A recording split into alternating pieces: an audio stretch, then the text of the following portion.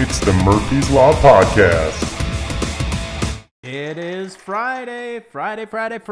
We're finishing week 4 of Distance Learning. That means we have been apart but together for an entire month. So we're going to keep it short because you guys have 2 tasks to turn in today, if you haven't turned them in already, and finish Chapter 2 of Mice and Men.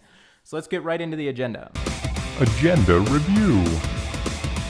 Really, there's nothing new today that we have to discuss. If you jumped into our Google Hangout yesterday, it was great to see you, and we had a pretty good conversation about the novel as a whole. So make sure if you want to get a little insight through Chapter 4 of next week, jump into the Google Hangout Thursday next week.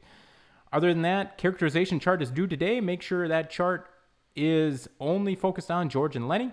And then the response about censorship and banned books. Chapter 2 has a lot of language in it, which is one of the reasons why a lot of people wanted the book banned.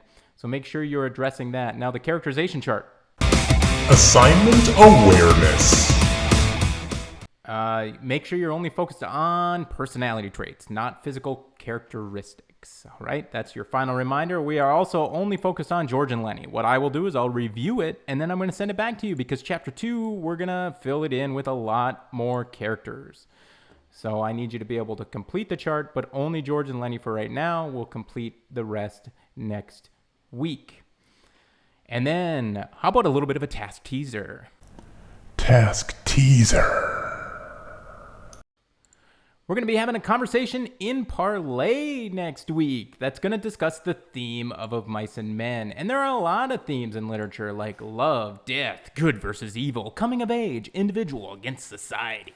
There are a lot of isms in Of Mice and Men that we will talk about. Ageism, racism, sexism. So those are going to be some of the topics of conversation next week in Parlay. How about some of the responses to Word Out Wednesday? Responsorama. We had some great responses to unique words in the English language. I found it interesting that a lot of people identified purple as a word, which when I think about it, it makes sense. Purple, kind of an odd word. But William, as well as a couple other people, but William pointed out that Wednesday, in and of itself, Wednesday is kind of a unique word because it doesn't sound like it's spelled. So thanks to William for that. Shout out on Word Out Wednesday. Let's finish with Fun Fact Friday. Fun Fact Friday. This Fun Fact Friday, not so fun, but this novel takes place during the Great Depression, and I need to know, I want you to give me one fact. If you have to research it, research it. One fact that you can provide about the Great Depression. All right? One fact, and it's got to be a fact. So, not an opinion, a fact. That's all for today's episode. That's all for this week. Week 4 is in the books. So we're going to catch you next week, and we'll also catch you on the flippity flip.